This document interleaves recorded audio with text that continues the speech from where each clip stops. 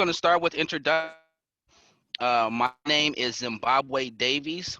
I'm the creator of Building Bridges Basketball, Building Bridges the movement. And I started this movement in 2017 to help bridge the gap between community and police through dialogue, community forums, and through basketball. And the intention is to break down the barriers and have the difficult conversations and also work towards creating change. Uh, and that's my spiel. I don't want to take. So who's next?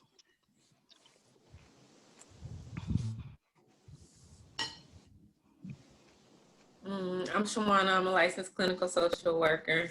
And what else I'm supposed to say? That's it. I work in Oakland. I live in Oakland. I'm an Oakland native.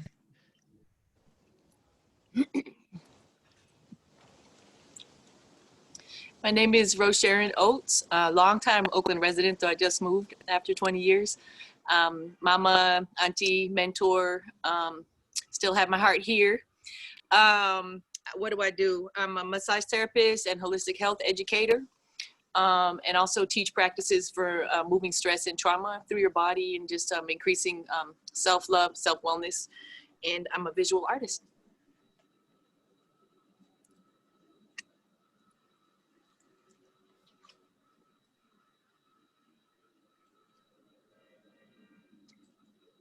Okay, Field, I see you. We doing introductions. You want to introduce yourself, brother? Sure. My name's Field. Zimbabwe and I met, I think it was either 2014 or 2015 when I just got to Oakland. And I was building the career of an artist, Fantastic Negrito. And we had an amazing run. We had about 6 years of success. And then in December, I decided I wanted to pursue some other ventures. And, you know, this was before we really been having all these challenges with social justice issues. It was just that I felt that it was time to just put a little more into the universe. And I didn't like the climate, you know, in the United States. And I was getting, you know, a little, where I would, instead of being reactionary to situations, I wanted to actually be able to build with my African brothers. So I'm real strong with the Pan-African movement. I live in Andros, Bahamas right now, on an island of about 5,000 people, 98% Black and all Black police. So, you know, until February actually, I was living in Oakland. But so this is where I'm sort of doing what I'm doing now. I can work remotely, and anything that this gentleman wants to, you know, pursue or anything in any way I could help, I got his back, because we've done some great things together already. And I look forward to, you know, just however I can be, you know, a helpful element to whatever you're doing. I just want to, you know, do that, because it's about building and building with the people that you believe in. And I believe in this dude right here, Zimbabwe Davis. So that's all I got to say. Thank you, Phil. Thank you, good brother, for joining us all. That's huge. Okay, so moving forward, we're going to go into this. I'm going to ask a question around healing.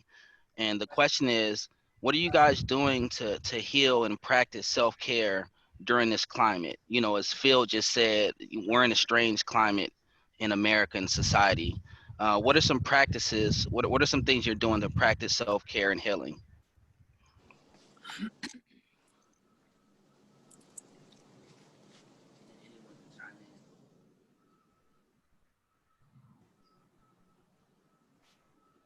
Well, for me, it's about staying calm. All those things I learned from mindfulness are coming into play. Things I learned from meditation is coming into play. Because I find that anger doesn't help me. Anger is an interesting first reaction, because it's sort of like a signal that's telling you something is happening. And then after that, calmness has to come in so you can make good decisions. I find that my decisions are better when I'm calm, and rather than just reacting.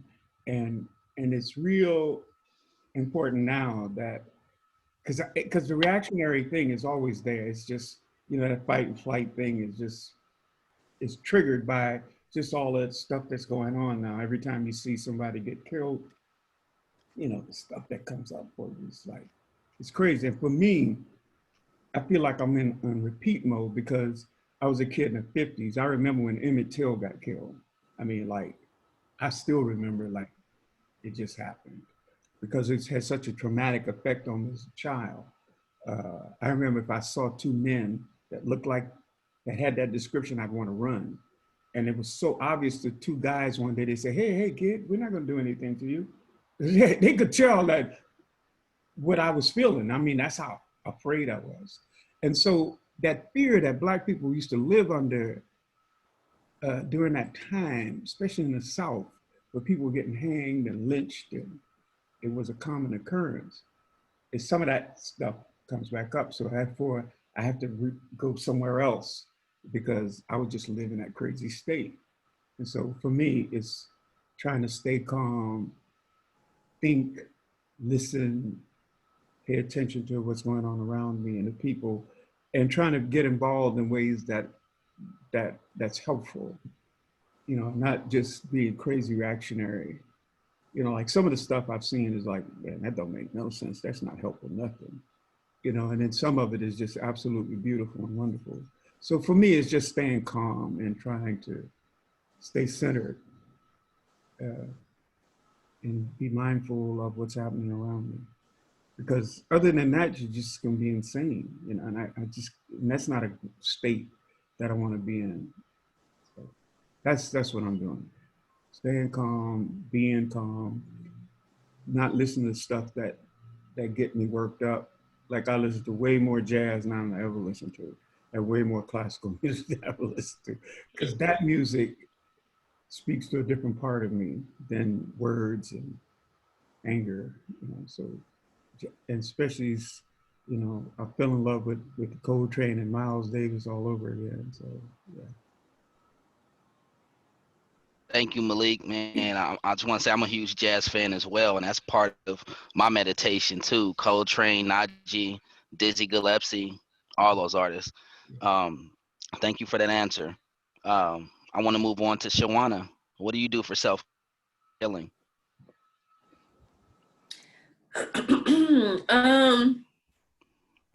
Eat good quality food, maintain some spiritual rituals. I think that helps. Sometimes I'm busy and I want to make sure I keep a practice up. It helps keep me grounded, whatever it is that I choose at that time.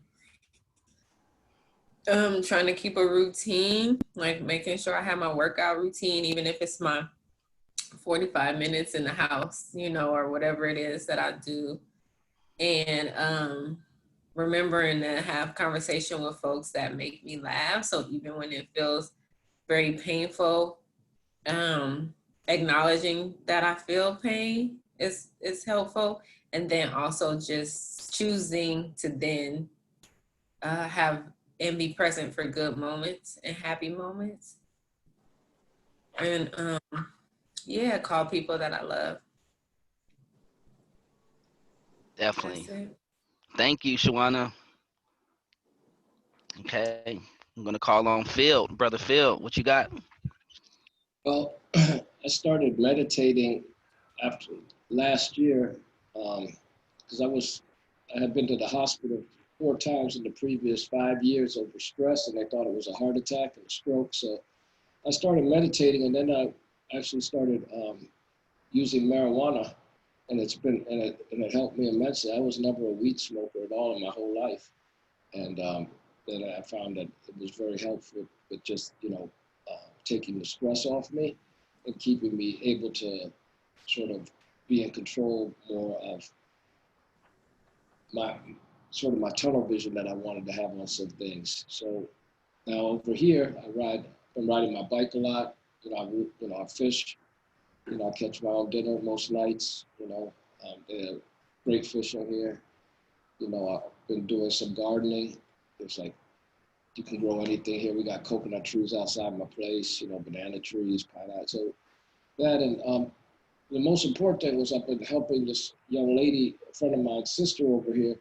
And what it is I don't want to talk too much, but this culture right here that I'm living in, it's a native culture. And it's, you know, this island never really had plantations. It's more like a fishing village, but so the people here's mentality, it's sort of, everything's been sort of secondhand information on this particular island. You know, this is the least populated big island.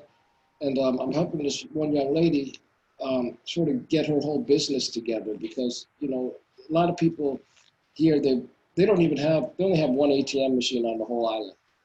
So anyway, she has some, you know, ideas, but me, I've built businesses, so I felt like instead of, you know, hearing somebody complain, let me try and help them because maybe that's what I'm supposed to be doing. So, you know, I feel like it's helping me with like becoming a better sort of leader and person overall because it's like, it's not even about me or what I think. Let me just help this person. I don't want any share of a business or, you know what I mean? So it's like just providing some, I guess, mentorship in a meaningful way, you know, and explaining things that normally I might not have the time to be explaining, but I'm sort of fast tracking her on how you run a business. And I think that, you know, hopefully, you know, that she gets it together on that end.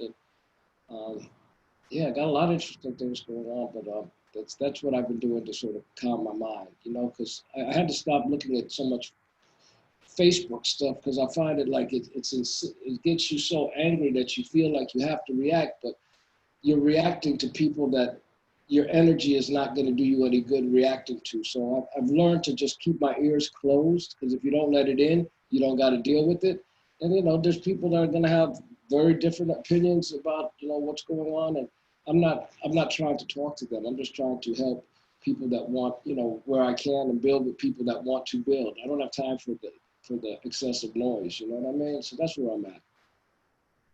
And I appreciate that, Phil. That's amazing, man. You're my mentor as well, and I love that you brought all experience that you learned and you took it to the bottom, helping people. So that's amazing, man. I tip my hat off to you. Thanks, So bro. thank you. Yep. And last but not least, Rose. Rose Sharon. Rose Sharon. Or you can call me Ro. Okay, bro. Okay, I'll call you Ro. Rose, so I don't, thank you. So everything everybody said has really resonated. Also, it was Charlie Parker's birthday yesterday, so happy birthday to him. More Virgo. Virgos, more Virgos. Virgo life. Virgo life. Virgo. So one of my elders said something about if you're paying more attention to the news than to your spiritual practice or to you know, your inner guidance, then you're going to be in trouble right now. So it's finding that balance between, you know, wanting to know what's up and then also already knowing what's up and needing to stay grounded like in who we are. So I think one thing that's been really powerful for me has been going to bodies of water. That's been a very helpful place to get centered again in what's true. Practices and listening to the silence and the still places, especially as somebody that keeps an ancestor altar. I have found that a great deal of comfort in sitting with my ancestors and knowing that they're present for all of us all the time. You know, that that expression that we're the answer to our ancestors' prayers. So they have all this wisdom for us. I actually have a tree outside my window now that I sit at the tree because I even just realized that just sitting with the tree has more information from us, just one tree, than we could ever gather in one lifetime. So these are more the spaces and places I'm finding that are helping me stay grounded. Laughing, really loving laughter. I heard Shawana mention that, and that's been very, very important.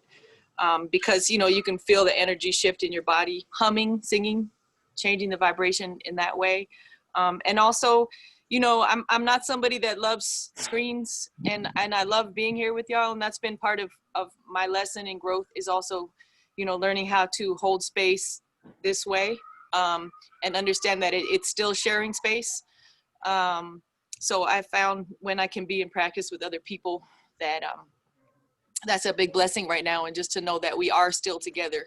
It looks different right now. So some of the people that I love the most that live in other parts of the country or world, I feel just as close to them. And I understand, like Arundhati Roy said, this time it is a portal, like the pandemic as a portal. So there's an expanded kind of awareness happening right now, and just really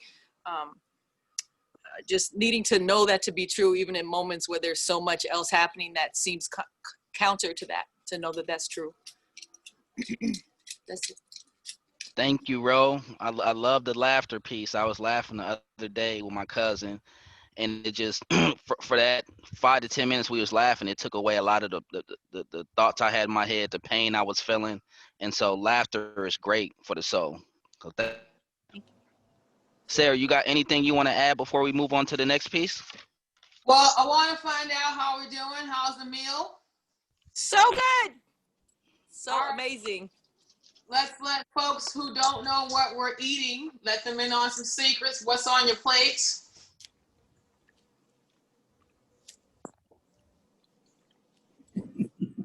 Or nobody said anything. Okay, I'll say what's on your plate.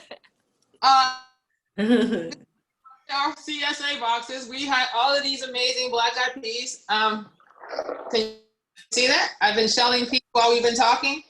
And so what we're dining on right now is some fresh black-eyed peas that have been sauteed, just like you saute any kind of like spinach or just a lighter green.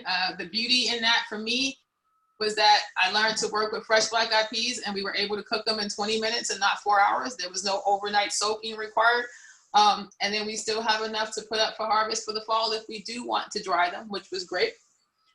We have some tofu lime, some chili lime tofu. We have some brown rice that's been cooked with a combination of coconut oil and olive oil, which gives it the illusion that it's cooked in butter. We add a little bit of liquid smoke into that water so that that rice has a lot of smokiness to it, which pairs really well with the black-eyed peas. Traditionally in Southern cooking, like a hock or some kind of smoked meat in those peas, we wanted to avoid all that cholesterol heaviness.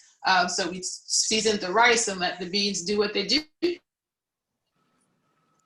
And then we finished that plate with a green beans that have been sauteed with tomatoes, onion, and garlic, all of which are from Castlemont Farms. So yeah, a part of what I've been doing is hanging out at the farm, getting folks to join our CSA, and then having the opportunity to do a lot of testing out some new things. I'm really excited about this okra. I'll be working on that this week.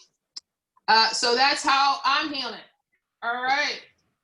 Zim, before you take it away, I'd like to hear from you and Shawana about your meal. Malik, if you started eating, any feedback, anything you want to share with our guests about what's on your plate, anything that's different.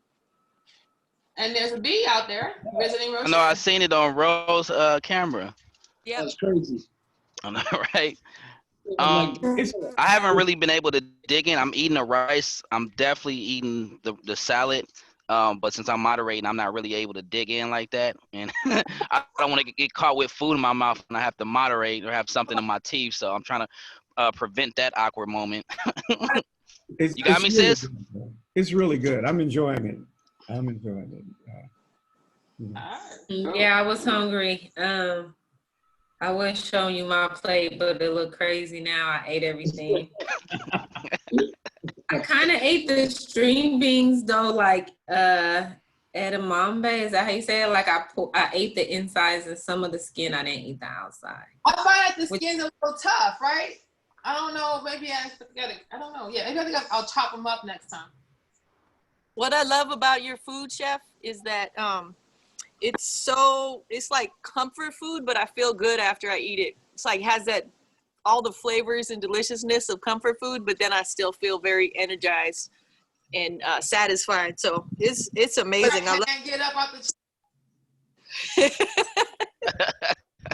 I love that there's a little bit of sweetness in the sauce on the salad, and then the paired with the black-eyed peas and the rice, that coconut flavor is the bomb. It's delicious. Thank you. I feel very nurtured right now. fools. Yeah, me too. I was getting hangry. Getting, what'd you say? Shawana, you gotta explain to our East Coast viewers what hangry is. I said I was getting hangry, bro. Oh, hangry. Angry because we hungry. I don't want this plate to end. I know I pressed mute so you wouldn't hear the Me scraping every little scrape of it. So one of the things that I really appreciate hearing is that there seems to be the universal theme that as we are healing ourselves, like, we need to be outdoors and need to be in natural light, near water for some of us, to be in community, to be able to share, and to be able to give back. Did I summarize that right? Mhm. Yes. Yep. All right. Great. Question number 2.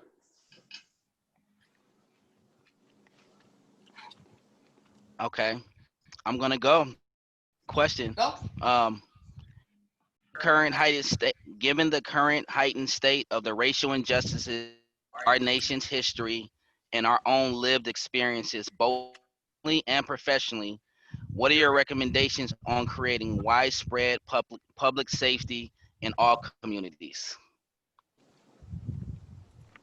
And I'm gonna go with Field. Okay. Can you go for the first part of the question again? Because I heard about the public safety in all communities, but can you give me the first part of it? I just had a little. I'm kind of breaking up too. Let me read the question again.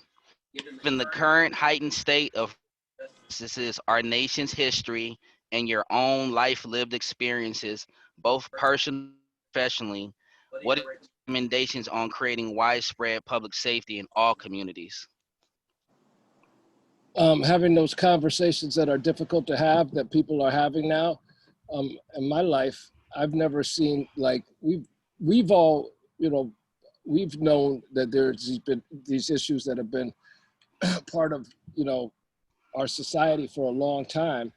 And, and we knew it, but now what's happening is other people are having the conversations amongst themselves. And that's the only way that really changed, because the truth of the matter is the Black population makes up, what, 12.5% of the people in the United States? So we're not going to do anything on a democracy tip within ourselves. So we have to have allies. And it's not about us talking anymore. It's about us identifying, where we're going to, who we build with, and, who's going to get the messaging. And I think that, I love the fact that even, I won't say even now, but that the athletes, are, especially the NBA, is playing, like, a prominent role in forcing the conversation. It's not whether you agree with somebody or not, but let's have these issues, because they are black and white issues. Let's have them on the table. And, so now our concerns being heard. And, just quick notice, this whole thing, it's nothing new.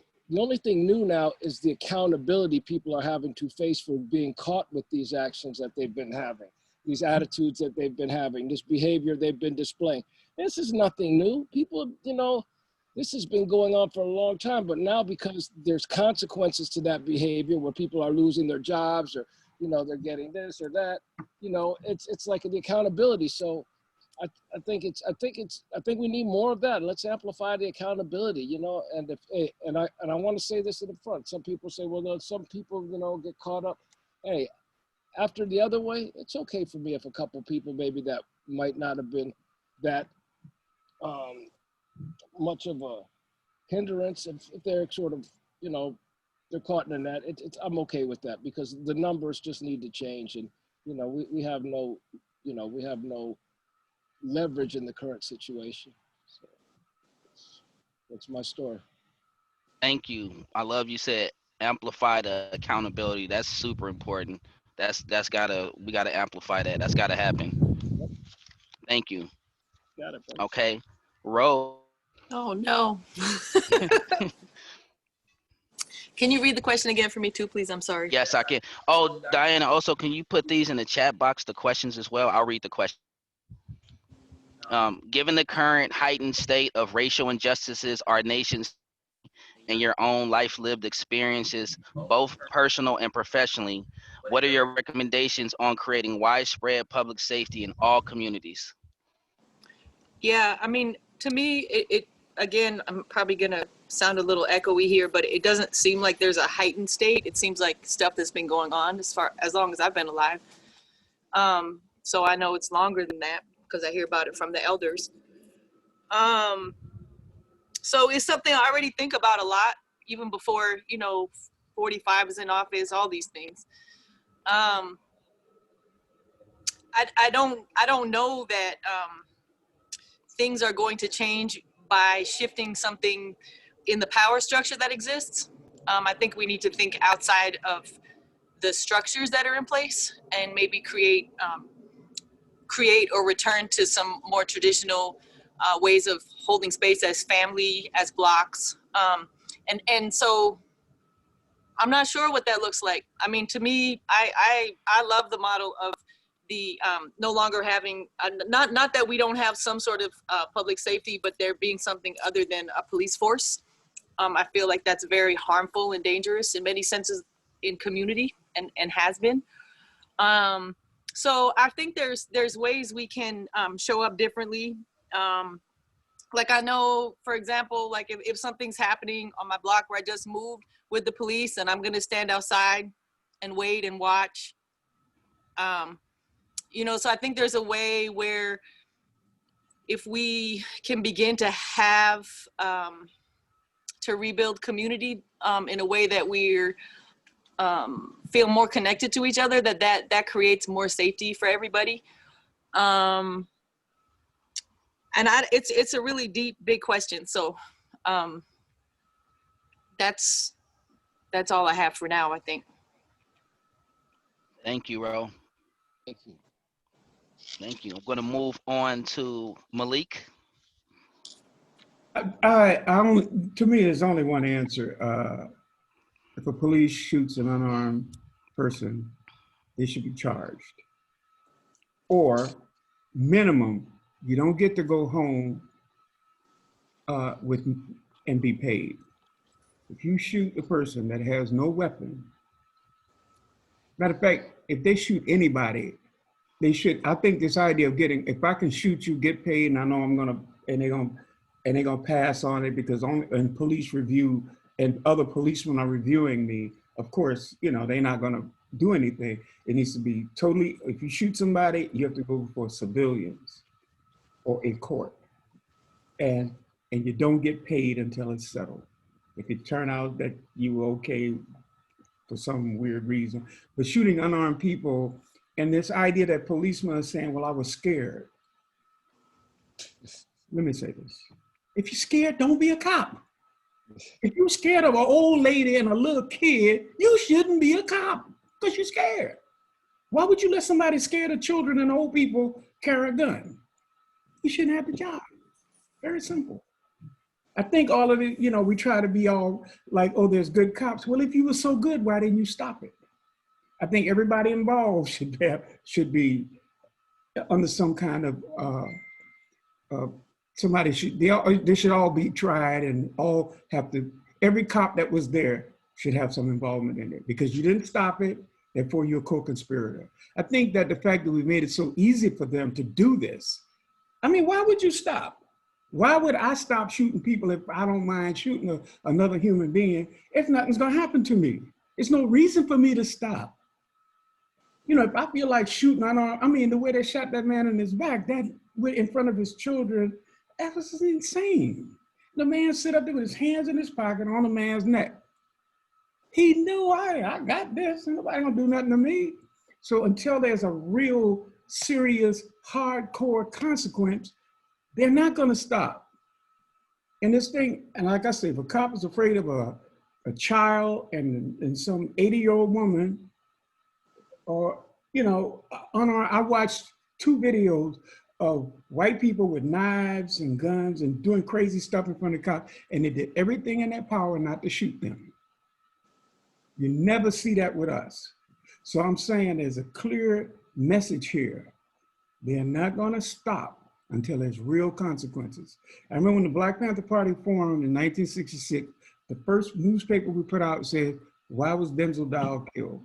And that's why it was called a Black Panther Party for self-defense. I'm not advocating that we start the Black Panther Party again, but I'm just saying, and during that time, police were very reluctant to mess with us because they were afraid of young Black men because they knew they figured there were consequences to my actions. And so until the police feel there's consequences, they are not going to stop. There's no reason for them to stop. There has to be real clear consequences. You shoot an unarmed civilian, I don't care what color they are or who they are, you basically suspended until we can find, suspended with no pay. See, that suspended with no pay is gonna cure a lot of people immediately. Just suspended with no pay is gonna stop a lot of people. Because they're gonna be, you know, like some cops are talking about they're gonna quit because we tell them you can't shoot unarmed people. Well then, okay, quit, bye. Why would we want you on the police department? So it's like, it's some craziness out there. And a lot of time we get into this thing where we're trying to be fair to everybody. Look, man, I want people to stop killing us. The only fairness in this game is if I don't have to look up and see some young black man and I don't have to be worried about, you know, like I'm not, you know, I'm scared too. You know, like when I see cops, I'm like nice to them. I go old school. Oh, how you doing? Outside's everything, you know? So maybe he'll remember me the next time he may have to stop me. You know, it's like, it's crazy. You go through crazy things in your head when you're dealing with these people. And, you know, my thing is, I'm always gonna stay calm and smile because this fool has a gun and I'm unarmed. It's not about me being all tough. Well, when I'm shot, I was tough, but I'm shot. I ain't trying to get shot, you know? I'm trying to, to me, the tactical thing is I'm calm so you can stay calm. But if there's no consequences, there's no reason for them to stop doing what they're doing.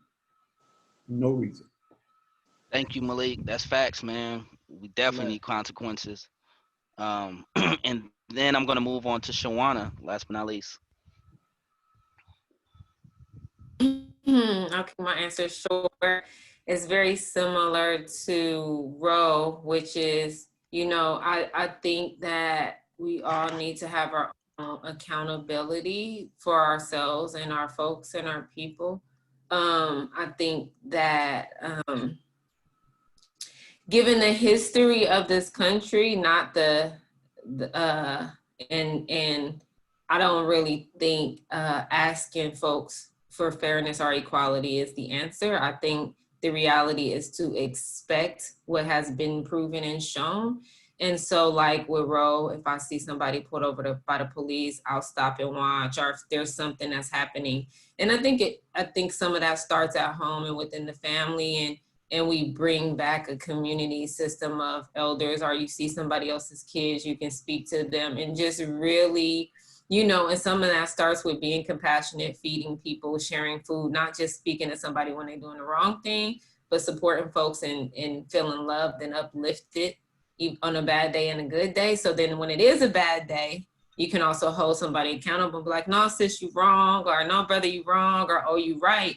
And we don't have to call the police, and we don't have to call folks that's not invested in the community to solve the problems of the community, right? So I think that's it. I think that's where it starts. I think that self-reflection piece of where could I do better? You know, I look at, oh, I could have called and checked on that person more, and owning that, and then allowing us all to own that and move past that and show up. Because if the police are not called, that's one way. I mean, we know they can stop folks in the community, but I think all of that, I think another piece to it is, which I recently started and what we're doing here, is gardening and growing your own food. I had 7 people at my garden yesterday, and all the tenants ate, all my friends ate. We all have food for days, so we don't have to contribute to capitalism in the way that keeps us suffering, either from a health perspective. And it was it's nice, it's meditative, it's bonding, we all learn, you know, so I think that's a big, big thing. If you don't have to ask for a seat at somebody's table because you're creating your own table, the power dynamic shifts. I love that. Thank you. Build your own. Thank you, Shawana. That was bars. Drops mic. And I love that you said the essence of us taking care of each other in the community, so we don't have to go outside and call the police And then not only calling somebody out when they're doing something wrong, but also giving that positive reinforcement. I want to name that we're getting short on time. And I'm going to skip one of the questions. Go ahead, Sarah. Yeah, I can hear you now. Go ahead. I want to push in on that a little bit because I've actually had the opportunity to watch each of these three of these four individuals do amazing community work. I watched Shawana one day literally hold off a riot in East Oakland. Like walked into a group of about 100 young people who were all mad as hell, who could have like flipped over some cars, and you calm that group. I have watched Rose Sharon take like lavender and walk through a building and do body work on young people, like little roughnecks, right? And have them come out and be just pleasant and beautiful young men. Malik, I see the work that you've been doing with young people in terms of getting folks just to calm themselves down and be able to talk. So I'm gonna push in a little bit. I think like, while historically, yes, but I didn't hear any of you talk about how we help other people learn to be self-respecting, which I think is a huge, huge vehicle for how we stay calm, how we're able to move from reaction to responding and responding in a very calculated, very thoughtful way. I think is a way that we've learned to take deep breaths. So I'm going to push back in a little bit. And when we think about public safety, right, how do we take some of those core skills that you all are using in your everyday, in your work, particularly to get people to tap into their own senses of resiliency? What can you share with us around that?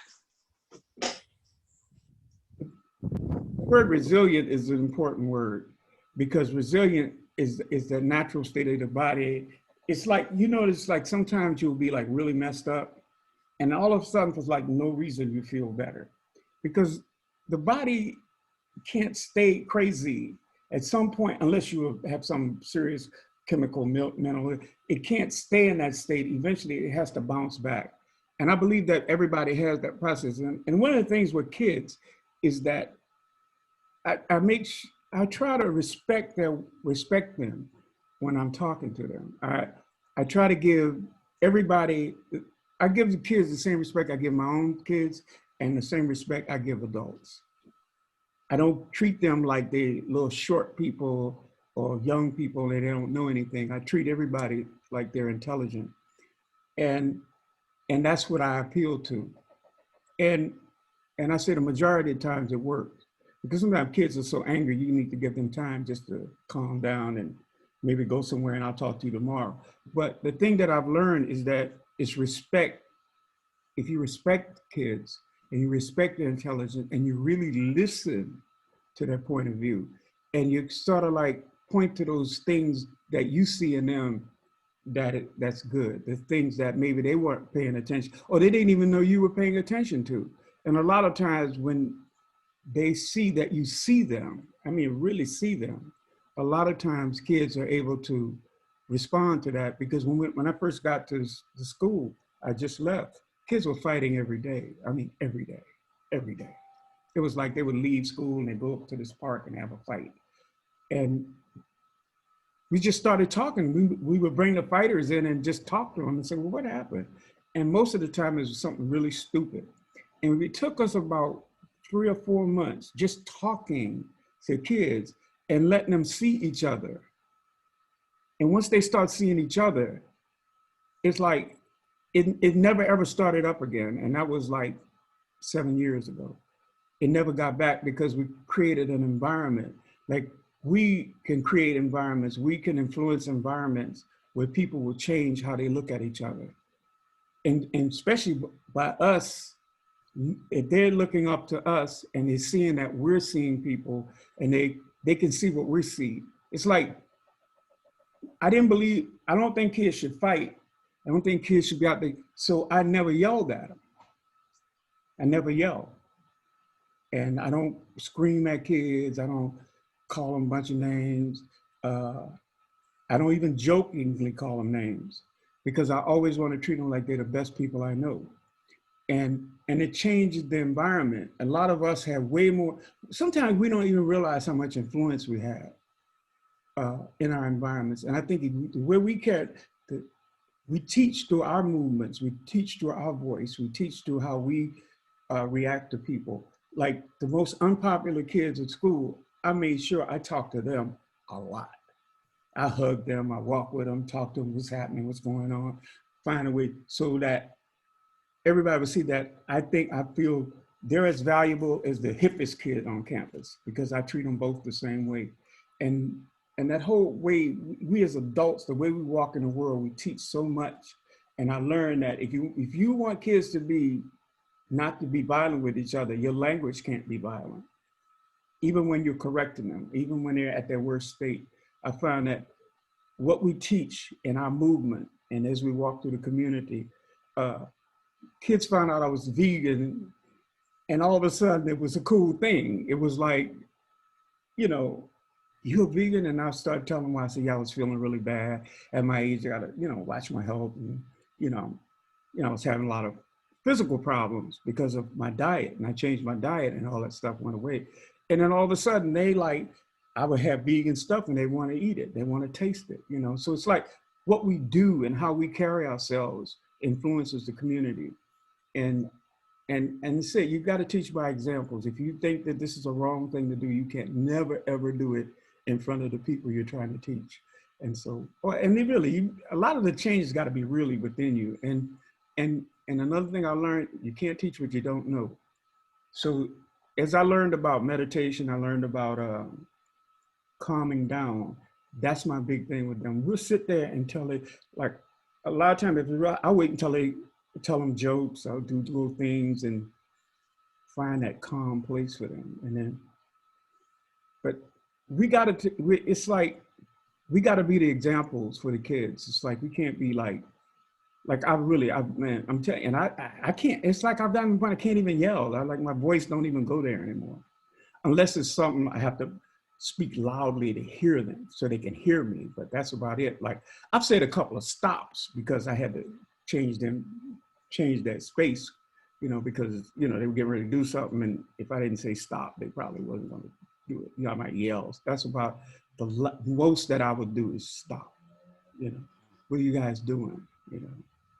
But it's the example we set and how we talk to them. And if we're calm, it calms them down, because some people think I don't get angry, but I really do.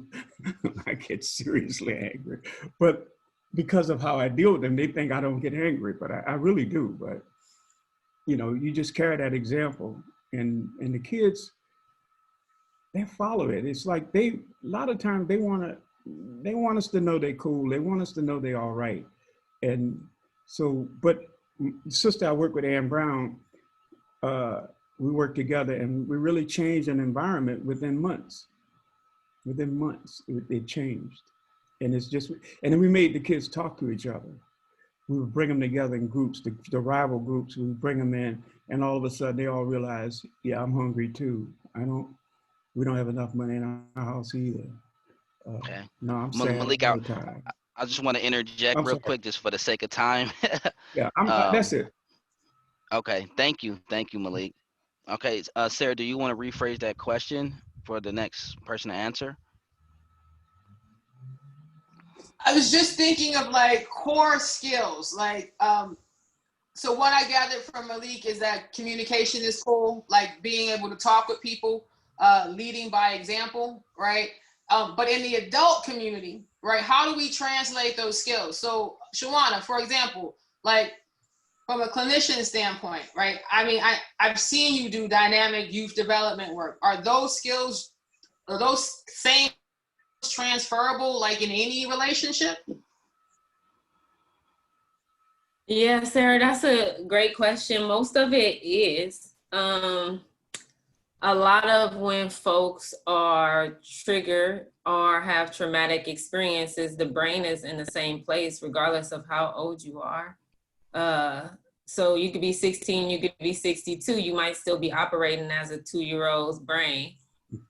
So, you come with the same compassion and the same patience and the same, you don't yell at a first grader for not knowing division when it's not something they haven't learned yet, right? But if that first grader was in the fifth grade's classroom, fifth grader's classroom, would you still yell at them because they're in there? Maybe some people might, but it doesn't change their level of understanding, right? And so it's the same kind of concept working with adults and teaching skills and allowing folks to have moments where they didn't show up as their best and highest self and still showing compassion and love and without judgment, but with unconditional love. Those are the things that help folks feel safe enough to change. Because wanting to change is one thing, you still have to feel safe enough to primarily safe to heal from trauma. That's another big thing. A lot of folks talk about trauma work and trauma healing, but one of the main things when you're doing trauma work is this person still in the traumatic experience, and how do you create a safe space for them to process the trauma? And if they're not in a safe space, and you think of the condition of folks right now, most of the folks that we worked with, Sarah, they weren't outside of trauma to even process the trauma because it was a day-to-day thing. And so for professionally with adults or with young adults or with children, and in my personal life, I think some of those things that allow it to stick is that my presence becomes a safe space. And how do we then, or how do I take care of myself enough so that when folks come to me, I don't feel depleted, but they also feel safe in my presence energetically. And that takes a lot of self-reflection. I think a healer's work is really also not just healing yourself, but knowing how you feel in a space, how you move through a space. When you ask that question, Sarah, I got slightly teary-eyed because I thought about another situation where one of the young men had a gun, and I literally was sitting on him and was just saying, not right now, not right now, right? And it was a very interesting situation because everybody was riled up. The folks were scared. Everybody was scared. It was still so aggressive. And I was so calm in that moment because in that moment, my truth was not right now. And I was telling them, I didn't say no. I didn't say you can't. It was no logic behind it. I was just like, not right now, just not right now. And in that space, like he couldn't see, when I looked into his eyes, I was very clear he wasn't present. And so those are, I think, the skills, because then people say, how are you calm all the time? Do you ever get mad? Like, I'm not a meditation guru. I don't meditate for hours, but I self-reflect all the time. And I know how I feel in a space, and I know what's being pulled of me. So it's really being in tune and tapping into myself for me, and learning when somebody's pulling me out of myself, so then I can recalibrate and be like, oh, okay, I can't engage in this, or this isn't safe for anybody, or I can hold that stillness when folks don't have the capacity because they literally tapped out, or tapped so fully into a fearful or some type of response that it becomes visceral and there's no more logic behind it. But I mean, that's a long, short answer. But I think it's the same skill, at least for me, in a lot of ways.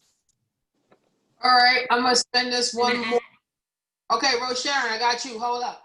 So, like, I'm gonna take this to something that happened, right? So Chikala died, right? And all day today, I have been seeing Facebook and IG posts of little babies with all their action figures. Frozen. Funerals for this Black one of us who just felt like, wow, we got a hero in a movie and now he's gone. But Rosharon, in terms of how stuff gets trapped in your body, right? So we're in this pandemic, like we had a heat wave, part of the world is burning up, part of the world is flooding with storms. Things are happening in the media. Everything feels like another hit, right? Jacob Blake being shot in the back, like everything feels like another hit. Talk about what happens when, because I called you 2 weeks ago, right? About feeling like other people's energy was trapped in my body and how do I get it?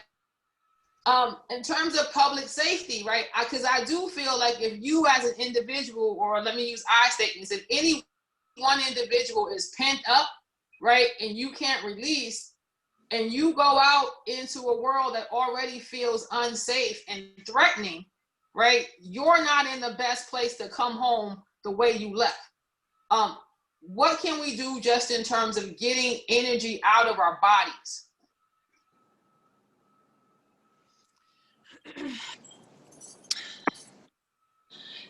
There's very many practices. I think I can tell you what this is bringing up for me.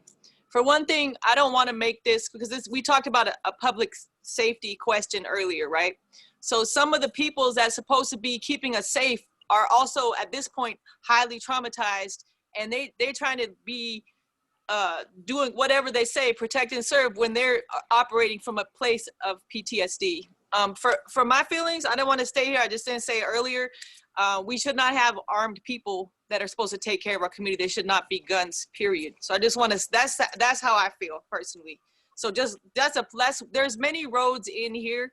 I think, so everything everybody has said has very much resonated. I think that in this consumer society that we live in, we learn how to consume all the time. We got to consume something to feel better. We have forgotten that we're powerful, creative beings, and we're creating all the time.